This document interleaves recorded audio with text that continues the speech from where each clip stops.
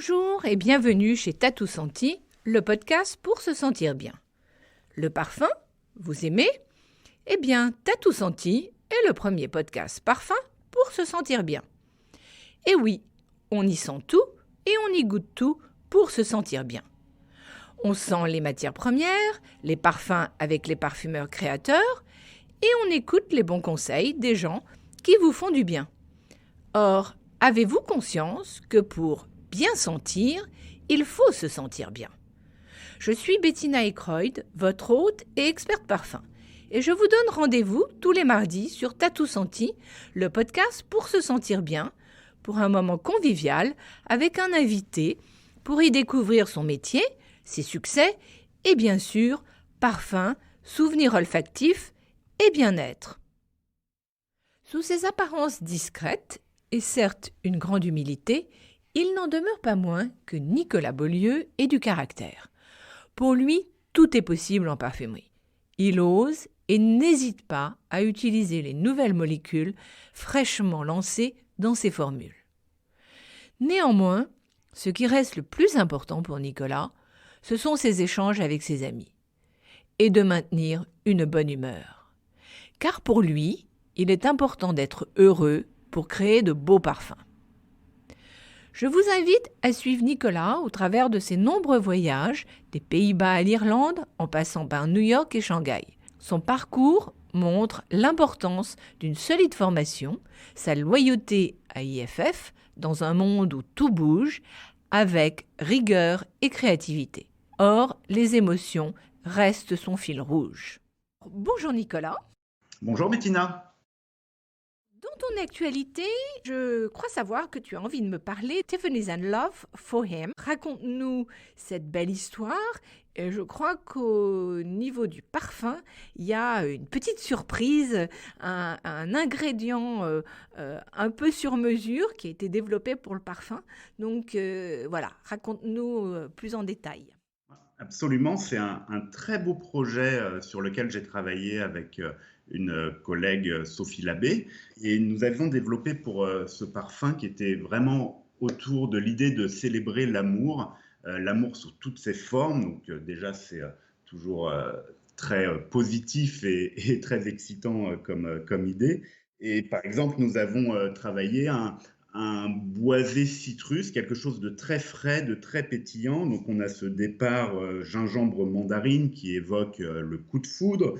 Et on a au cœur du parfum, pour exprimer la symbiose entre deux êtres, utilisé un ingrédient exclusif pour ce projet, qui a été créé sur mesure par le laboratoire Monique Rémy à Grasse, qui est un codistillat entre le genièvre et le cyprès.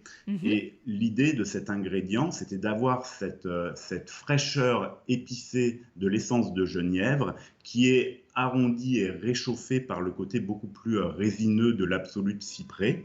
Et l'odeur de cet ingrédient donne vraiment ce bleu Tiffany qui était tellement important pour le projet. Donc c'était un très très joli projet qui a été lancé en fin d'année dernière aux États-Unis et qui est maintenant disponible en France. Donc je vous invite tous à le découvrir si vous ne le connaissez pas encore. D'accord. Alors, tu viens de soulever quelque chose d'intéressant en parlant d'une note sur mesure. Est-ce que parmi les parfums que tu as pu réaliser, il y aurait eu un autre exemple avec un autre ingrédient sur mesure? Oui, par exemple, pour Ferragamo, je travaillais sur le Signorina Ribelle, où on a travaillé avec un autre codistillat, cette fois autour d'un cœur d'ylang et de vanille, pour donner vraiment cette odeur de frangipanier, si addictive et si particulière. C'est une innovation vraiment intéressante que nous présente LMR au travers de son unité de développement ingrédients naturels, parce que ça nous permet de créer des ingrédients ad hoc, sur mesure, pour des projets, et qui restent exclusifs pour les marques, donc ça permet de différencier nos parfums. Maintenant, venons-en à parler donc de ce qu'on vient de vivre, cette crise sanitaire avec le Covid-19. D'abord, comment as-tu vécu le confinement? Écoute, d'un point de vue personnel, je l'ai plutôt bien vécu. Tout le monde dans mon entourage était en bonne santé. Je suis resté à Paris chez moi avec mon conjoint, mais on était bien installés. J'ai continué à travailler. IFF n'a pas fermé. Donc, évidemment, c'était assez différent comme rythme de travail parce que avec toutes les contraintes sanitaires, je ne Oui. pouvais plus me rendre au bureau. Donc, on avait organisé des navettes pour que je reçoive mes échantillons chez moi et on travaillait avec les clients au téléphone, en fait, en s'entend chacun de notre côté. Donc, c'était une dynamique très différente, mais au final, ça s'est très bien passé. J'ai des projets qui ont bien avancé. Ça a donné aussi du temps pour créer différemment, réfléchir différemment, je pense. Donc, somme toute, C'est positif. j'en retiendrai le positif, absolument. Même si ça a été quand même assez angoissant pour tout le monde, hein, j'en suis conscient. Mais voilà, j'essaie de retenir le positif. Oui, tu as raison, c'est ce qu'il y a, il y a que ça d'intéressant à la fin de la journée. Alors justement, est-ce que cela a changé ton regard sur la création des parfums et est-ce que aussi tu perçois de la part de tes clients des demandes différentes au final depuis? Oui, je pense que, en fait, je pense que ça va changer la façon pour nos consommateurs d'appréhender et d'acheter du parfum. Donc forcément, toute l'industrie réfléchit à ce Oui. sujet, c'est extrêmement important. Et à mon sens, l'histoire de la parfumerie a toujours été liée au côté mystique et thérapeutique du parfum, hein. Faut pas oublier que les premiers parfumeurs, notamment dans l'Antiquité égyptienne, étaient prêtres, donc étaient également des médecins. Donc tout ça est très lié. Je pense que c'est une valeur qui va revenir. Je pense on va rechercher à retrouver du sens, alors que soit un côté thérapeutique, on peut imaginer peut-être des nouveaux gels hydroalcooliques qui seraient des alternatives parfumantes, pourquoi pas, ou alors même Mhm. des alternatives où le parfum reprendrait un sens plus pour se rassurer, tu vois, quelque chose. Moi, j'imagine Oui. Bien-être? un parfum pour soi, bien-être, qui sortirait un peu du rôle social qu'on a beaucoup vu ces dernières années. Tout à fait. Donc, un cocon, quoi, quelque chose comme un talisman presque pour se protéger, se rassurer. Et à ce moment-là, je verrais un parfum peut-être plus engagé, encore plus responsable que ce qu'on fait actuellement. Donc, je pense que c'est des valeurs qui vont être déterminantes pour l'avenir de la parfumerie. Maintenant, je vous invite à me suivre dans cette balade olfactive avec Nicolas pour mieux apprendre à le connaître. Donc, place à la note découverte. De souvenirs de mercredi passés chez tes parents à tondre la pelouse, à regarder les fleurs pousser sur fond d'opéra. Donc, d'abord, quel est ton rapport aux notes vertes? Alors, effectivement, je suis quelqu'un qui a grandi à la campagne, dans un tout petit village au fin fond de la Seine-et-Marne, donc finalement assez D'accord. loin de Grasse et de la parfumerie. Donc, moi, finalement, mon apprentissage des odeurs s'est fait vraiment à travers les odeurs les plus simples, celles de la nature qui étaient à Mhm. disposition, d'où l'importance des notes vertes. Je pense que c'est des notes que j'affectionne énormément encore aujourd'hui, aussi parce que je pense que ça correspond à ma parfumerie que j'aime imaginer en contraste. Et c'est vrai que ces notes vertes qui ont bercé mon enfance sont toujours été très importantes pour moi. Elles sont restées, ouais. D'accord.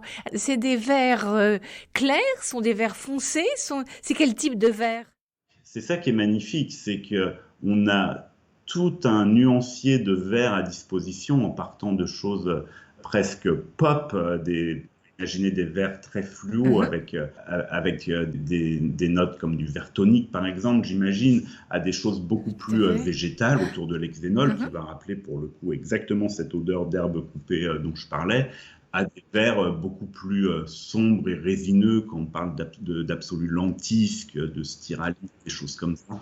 Et c'est avec ça que j'aime travailler pour créer des nouvelles nuances de vert, en fait.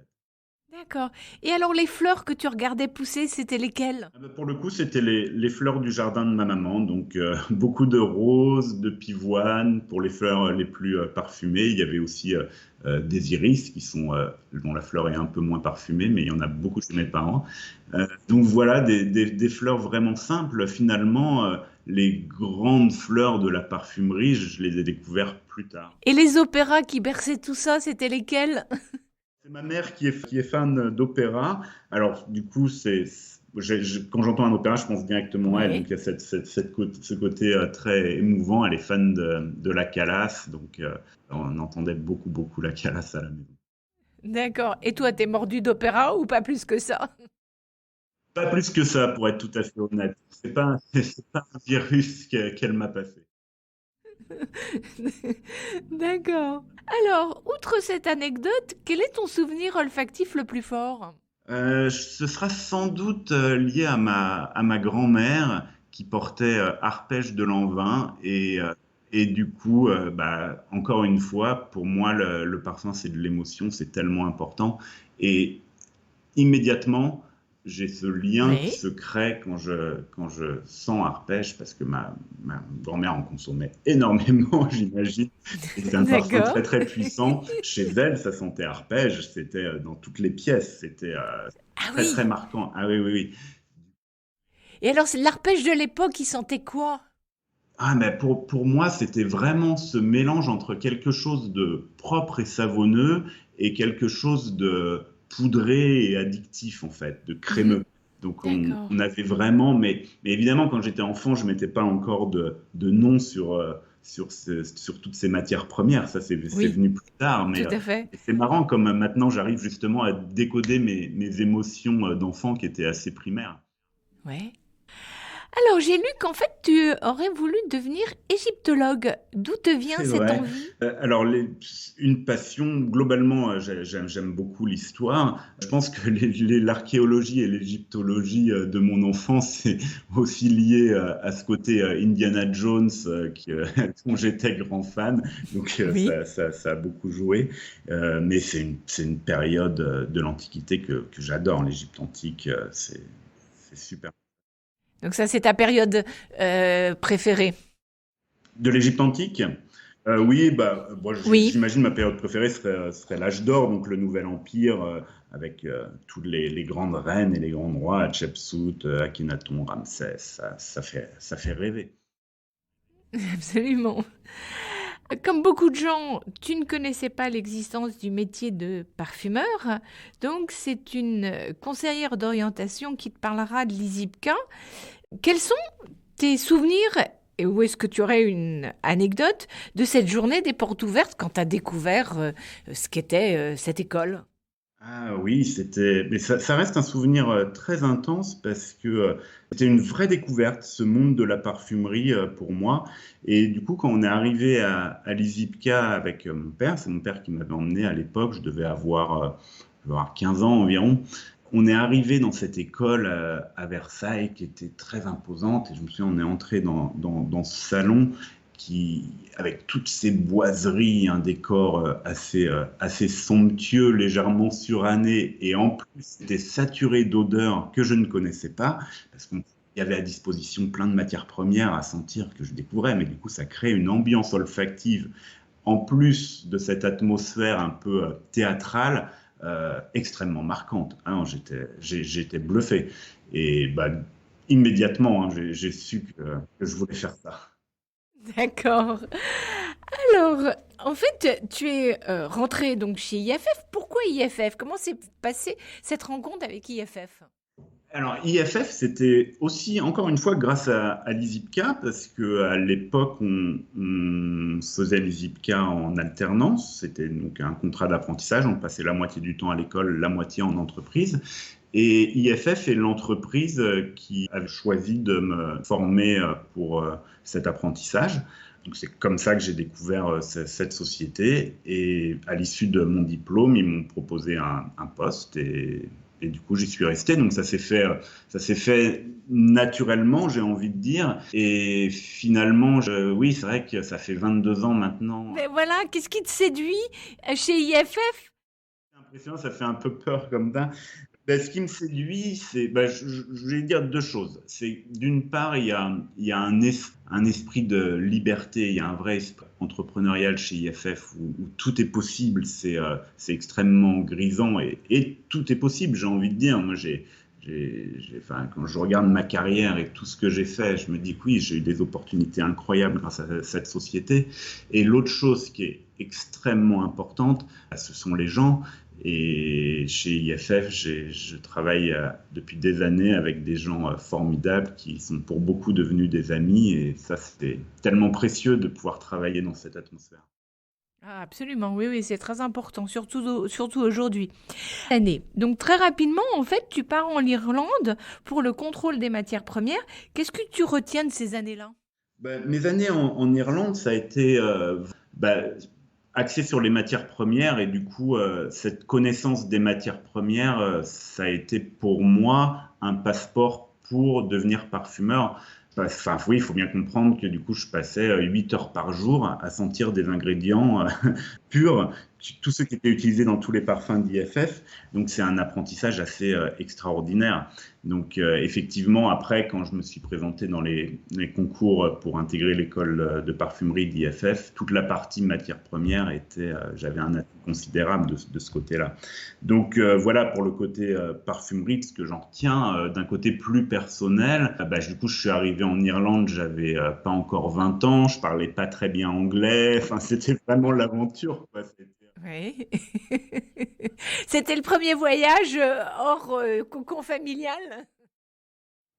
Ouais, pas exactement. J'avais fait quelques petits voyages avant, mais là, c'était pas des vacances, quoi. C'était la vie. J'avais un appartement, j'avais un travail, ouais, ouais. Donc c'était très grisant. C'était à la fois un peu effrayant, hein, pour être honnête au début, mais grisant et j'en garde des souvenirs incroyables.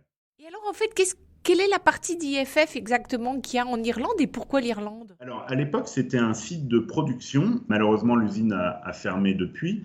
Donc, c'était une usine où on fabrique des parfums, donc aussi bien la parfumerie fine que la partie de parfumerie fonctionnelle. Une usine de parfums, d'où le contrôle qualité, matières premières et produits finis, avec tout ce qui va avec, donc la composition, le shipment et tout. Mais il n'y avait pas de centre créatif, c'était uniquement une usine. Comme beaucoup de sociétés de création, IFF a son école interne qui dure 3 ans. Peux-tu nous raconter une anecdote ou un souvenir? Très très bon souvenir. Alors mon premier souvenir lié à l'école de parfumerie d'IFF, j'ai envie de te dire que ça a été toutes les concours et les épreuves pour intégrer cette formation. À l'époque, IFF avait mis un programme assez vaste. Ils avaient besoin de beaucoup de parfumeurs. C'était la première session de l'école de parfumerie qui avait été fermée pendant très très très longtemps. Si bien qu'ils avaient organisé un concours où on était plusieurs dizaines de jeunes. C'était un concours qui se déroulait sur 3 jours. On était tous logés ensemble. On passait des journées entières à passer des tests olfactifs, des tests de personnalité, des tests psychologiques. Enfin, c'était vraiment très, très conséquent. Donc déjà en soi, c'était vraiment une épreuve. Donc c'est les premiers souvenirs que je garde. Et c'était où ça? C'était en France? Non, c'était déroulé aux Pays-Bas à l'époque. Donc j'étais parti d'Irlande pendant quelques jours aux Pays-Bas pour passer tous ces tests. Et ensuite, bon, il a forcément fallu attendre un petit peu pour la réponse. Mais oui, quand j'ai cru que je pouvais intégrer l'école, j'étais extatique. C'était un rêve qui devenait réalité. Et ma formation, donc 3 ans, comme tu le disais, s'est déroulée sur 3 sites différents. En fait, j'ai appris la parfumerie fonctionnelle avec un parfumeur, un maître parfumeur qui s'appelle Jan van Elst. Ça, c'était aux Pays-Bas. J'ai appris la parfumerie fine à New York avec un autre professeur qui s'appelle Ron Winograde. Et ensuite, Oui. j'étais à Grasse pour me perfectionner autour de l'idée des matières premières et travailler avec un parfumeur qui s'appelle Jean-Charles Niel, qui était à Grasse à l'époque. Donc, j'ai eu la chance de bénéficier d'une formation très très complète, très variée, et ouais, j'en garde des super souvenirs. Et en D'accord. plus, comme je l'expliquais, on était une grosse promotion, parce qu'on était 12 apprentis parfumeurs à l'époque, donc c'était c'était quand même assez énorme quand on pense au nombre de parfumeurs qu'il y a dans le monde. Et on venait tous du monde entier. Donc en fait, on débarquait tous dans notre formation. Il y en a qui venaient d'Asie, d'Amérique latine, des États-Unis, plusieurs d'Europe.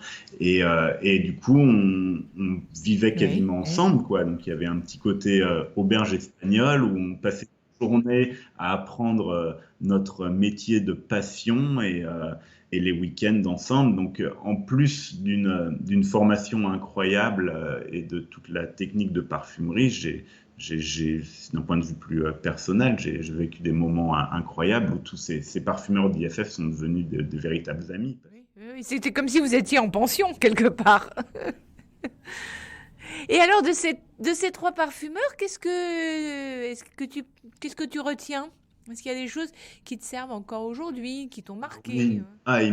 Les trois m'ont énormément marqué pour des choses différentes. Alors, Jan Van Eyck, c'était vraiment Oui. quelqu'un qui poussait en termes de créativité dans nos retranchements. Et il était toujours super content de voir qu'on avait utilisé des matières premières d'une façon détournée, dans laquelle lui, il n'aurait pas osé parce qu'il sait que peut-être c'est pas très stable ou ceci ou cela, mais nous, on n'avait pas forcément ces connaissances, donc du coup, ça nous faisait créer des choses qui le surprenaient. Et ça, il l'encourageait énormément, c'était génial. Donc ça, c'est quelque chose Tout à fait. que je retiens et que j'essaie d'inculquer maintenant aux jeunes que je forme, il faut surtout pas se créer de barrières et Oui, foncer et pas avoir peur. Absolument, c'est tellement important.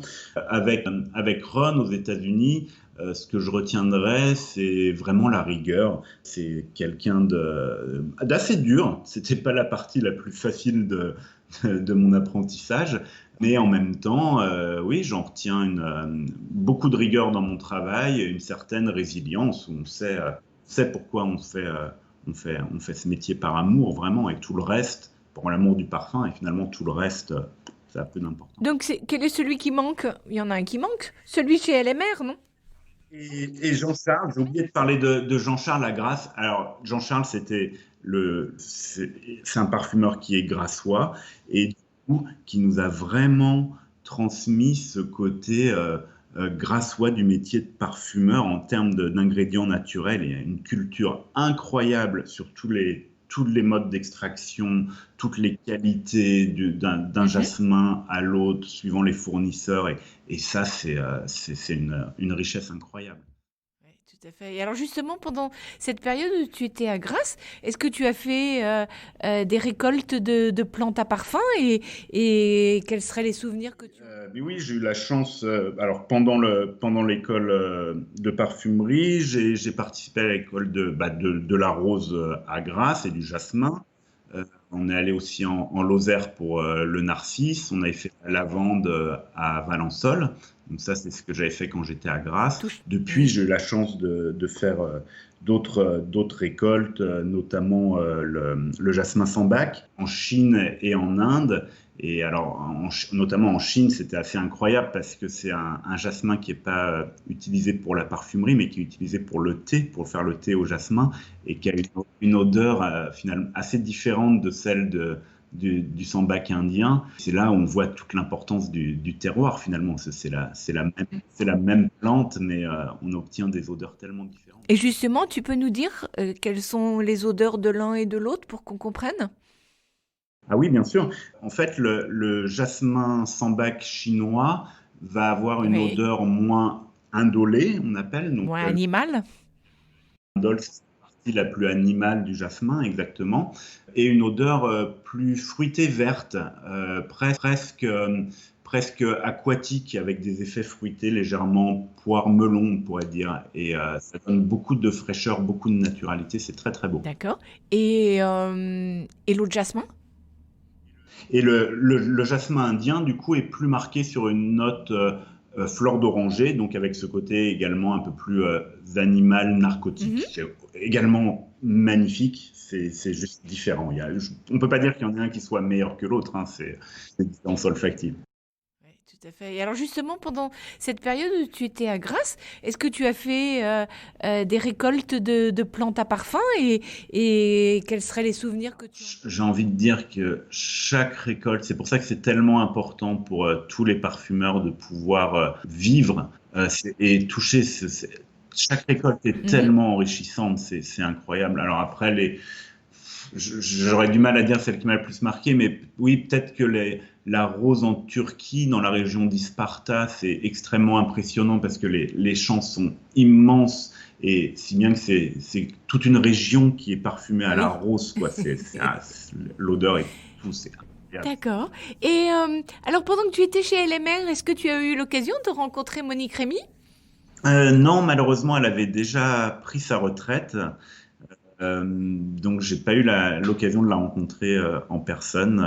C'est une légende vivante chez IFF. Donc, sa philosophie et tout son patrimoine de penser la matière première naturelle est bien ancré dans notre façon de travailler.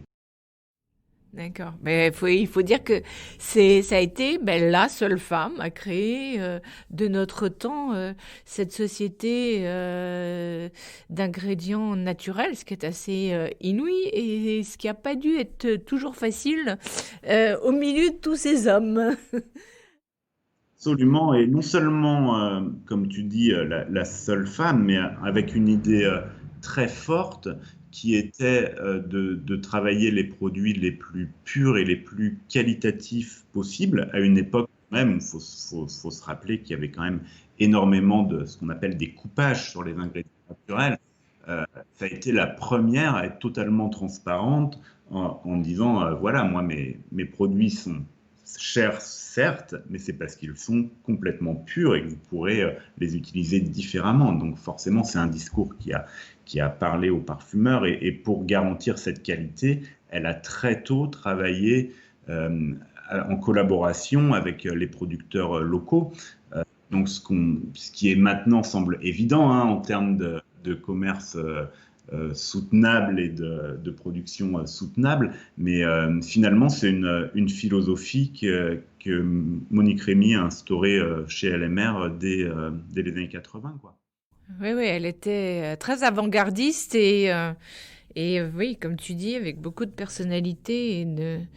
Vraiment précis pour quelqu'un d'incroyable. Ah oui. Mm.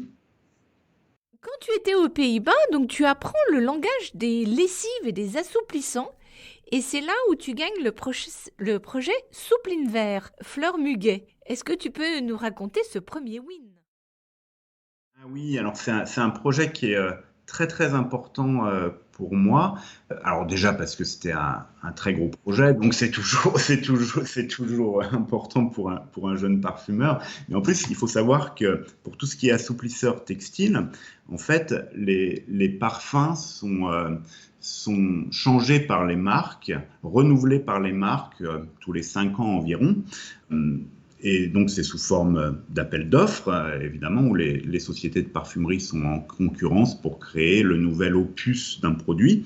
Et dans le cas de... Oui, parce qu'il faut aussi dire que ce ne sont pas les mêmes tonnages, ou ce sont des tonnages comparés à la parfumerie fine. Donc d'autres enjeux. D'autres enjeux, absolument.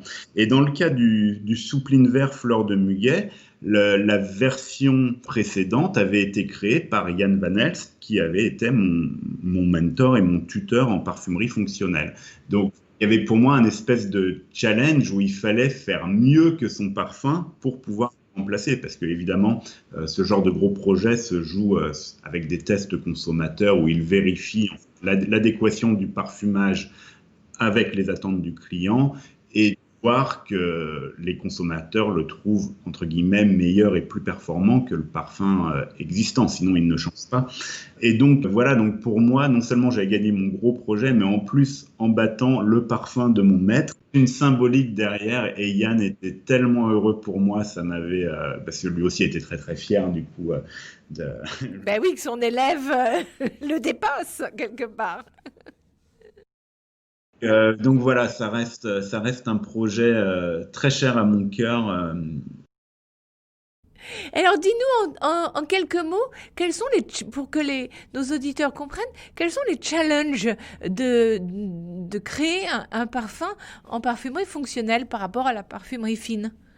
Alors, ce sont des projets beaucoup plus techniques, je dirais, où on a une dimension, ce serait presque tridimensionnel. Si je prends le cas d'un assouplisseur textile, par exemple, on va tester l'odeur, ce qu'on appelle en POP, Point of Purchase, c'est-à-dire quand on ouvre le flacon et qu'on sent l'assouplisseur. Ok, ça c'est l'étape la plus facile entre guillemets, mais on va aussi tester le parfum quand le linge est mouillé, quand le linge est sec, quand le linge est passé au sèche-linge. Donc, en termes de parfumerie, il faut bien comprendre qu'on va utiliser des ingrédients différents en fonction de leur volatilité, de leur solubilité dans l'eau, pour pouvoir atteindre l'odeur voulue au moment choisi. Donc, ça donne une complexité. C'est pour ça que encore différente de celle de la parfumerie fine. Bon, je ne dis pas que la parfumerie fine est simple, hein, loin de là, mon idée. Mais il y a une espèce de parfum en 3 dimensions. J'aime bien cette idée parce qu'il faut vraiment différencier ces ingrédients pour atteindre un objectif particulier en termes de technique. Oui, et qu'il soit performant à chaque moment que tu viens de citer. Absolument. Sans interagir négativement avec les autres étapes du produit. Donc, c'est tout un art. Oui, tout à fait. Et est-ce que tu trouves que d'avoir appris ça et d'avoir passé un peu de temps dans cette parfumerie fonctionnelle, ça te sert d'une façon ou d'une autre aujourd'hui dans ta parfumerie fine? Ah oui, j'en suis convaincu. Je me dis que j'ai eu un parcours, j'ai tellement chance d'avoir eu ce parcours. Tu l'as dit, la parfumerie fonctionnelle, il y a une notion de performance qui est intrinsèque au projet. Hein. Personne n'achètera une lessive si le parfum ne tient pas au séchage. Donc, il y a même pas, c'est même pas une question. Donc, cette question de performance, je l'ai acquise très tôt et c'est devenu de plus en plus à l'ordre du jour en parfumerie fine. On en parle de plus en plus pour tout un tas de raisons et de contraintes, mais c'est devenu de plus en plus important. Et voilà, du coup, moi, c'est une notion que j'avais déjà. Et après, il y a une certaine rigueur qui est vraiment indispensable à la parfumerie fonctionnelle par ces questions très très techniques. Et ça aussi, je pense que je l'ai acquis par mes premières années dans ce domaine. D'accord. Alors, avant de revenir en France, en fait, tu vas aussi aller à Shanghai. Donc, combien de temps es-tu resté? Qu'est-ce que tu as fait? Et quels sont tes souvenirs? Alors, Shanghai, ça a été la fin la fin de mon apprentissage. Donc, en fait, juste après l'école de parfumerie, avant de devenir junior, je suis allé à Shanghai pour travailler avec un maître parfumeur qui s'appelle Kumasaka-san, qui est un grand parfumeur pour les shampoings. Il a créé, entre autres, les parfums pour Pantene, Head & Shoulders. Donc, Tout à fait. j'imagine très bien les volumes de ce genre de parfum. Et du coup, j'ai travaillé avec lui pour me former sur cette parfumerie qui était la seule que j'avais pas encore touchée. Hyper enrichissant d'un point de vue technique, bien sûr, mais ce qui m'a le plus marqué, c'est d'un point de vue culturel, parce que même j'ai eu la chance de beaucoup voyager et de travailler dans plein d'endroits du monde différents, mais finalement, que ce soit un pays d'Europe ou les États-Unis, on reste quand même sur une culture finalement assez uniforme. Là, je suis arrivé en Chine. Oui, c'est le basculement total. Ah ouais, c'était compliqué quand même. Je me souviendrai toujours de ma première journée où je suis allé faire mes courses. J'avais demandé où on trouvait un supermarché. Les gens parlaient pas très bien anglais. Enfin, c'était quand même compliqué. Et je suis revenu chez moi. J'avais acheté une bouteille de coca et des cookies, quoi, parce que je savais pas quoi acheter. Je comprenais rien. Enfin, j'étais vraiment paumé au départ. Hein. Donc, ça a été un vrai choc culturel. Mais justement, passer ce choc, au bout de quelques mois, ça devient tellement enrichissant. C'était génial. Complètement. Et tu es resté combien de temps? Je suis resté 6 mois environ à Shanghai. C'était assez rapide, ouais. Avant de rentrer dans ton laboratoire, partons un instant faire un voyage au cœur de la matière. Donc, quel est ton ingrédient préféré ou auquel tu attaches de l'importance? Et écoute, présente-le nous, comment tu l'as découvert et pourquoi est-ce que tu y es attaché? Alors, j'avais envie de vous parler d'un ingrédient qui est nouveau, un des derniers arrivés dans notre catalogue, qui est les racines de curcuma MD de chez LMR et l'essence de feuilles de curcuma, pareil, de chez LMR. Et alors, ce sont 2 produits totalement nouveaux.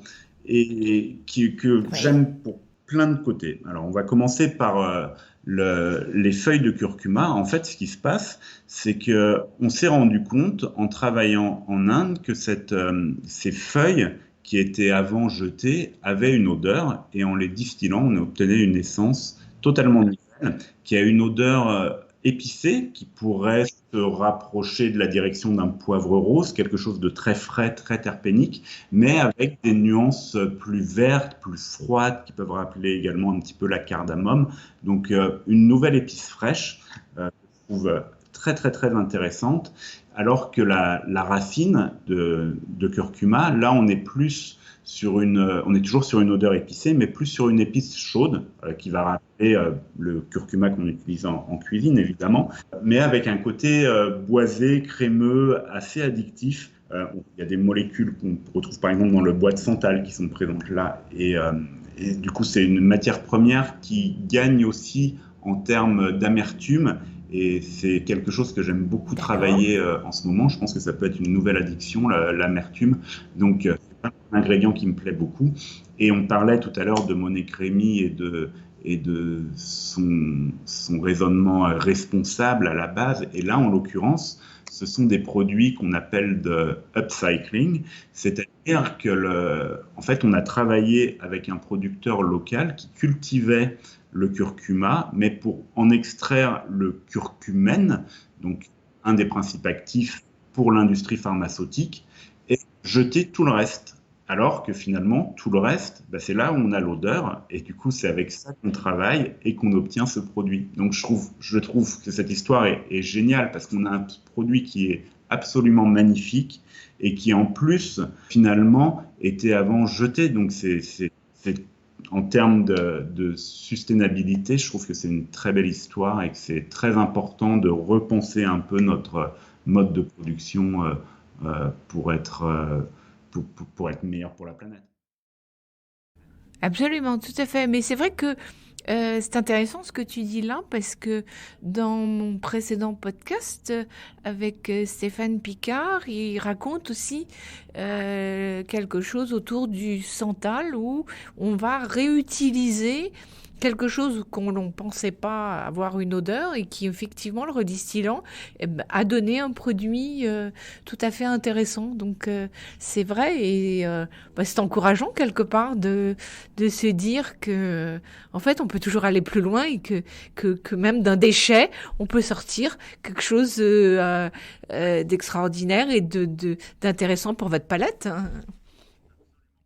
Absolument. Non, je trouve ça très très beau, cette espèce de double bénéfice où on a à la fois un nouvel ingrédient qui est sublime et en plus on fait du bien à la planète, à des communautés en travaillant avec eux. Ça leur apporte des revenus supplémentaires finalement à ces gens qui produisaient le curcuma. Et en plus, comme tu te disais, c'est un déchet qui est valorisé de façon incroyable. Oui, complètement. Est-ce que tu l'as déjà utilisé ou tu es en train de le mettre dans des projets à venir? C'est tout nouveau, donc je l'utilise dans pas mal de projets. Il y a pas encore de parfum sur le marché. Là où vous pourriez le sentir, je les présente pour Oui. mon parfum de Speed Smelling, donc une initiative que fait IFF tous les ans, où nous avons l'occasion de travailler totalement Tu veux dire que tu en as mis dans le dernier? et absolument. J'ai travaillé autour de l'idée d'un nouveau vétiver qui est un vétiver Oui. concentrate. Donc c'est aussi une Oui. idée de upcycling parce que c'est l'eau du vétiver qui est retravaillée pour en extraire les molécules aromatiques. Tu veux Donc dire une eau florale? l'eau de distillation du vétiver, D'accord, pardon, oui. était préalablement jetée. Pareil, en fait, on s'est aperçu qu'elle avait une odeur. Donc, on a extrait ces particules aromatiques pour en créer un nouvel ingrédient qui est une note boisée très racinaire et qui techniquement en plus est intéressante parce que c'est plus volatile que l'essence classique de vétiver, donc ça arrive plus vite dans le parfum. Et je l'ai associé justement à du turmeric, enfin le turmeric root, donc le curcuma, pardon. On utilise toujours les noms anglais chez IFF. Et voilà, mon idée était vraiment de travailler autour de la racine. C'était dans le but de rappeler les racines de la parfumerie et à quel point c'est important pour nous. Tout à fait. D'accord. Eh bien, écoute, merci. Si vous avez aimé cette première partie de ma conversation avec Nicolas, je vous donne rendez-vous mardi prochain pour la suite. En attendant, sentez-vous bien.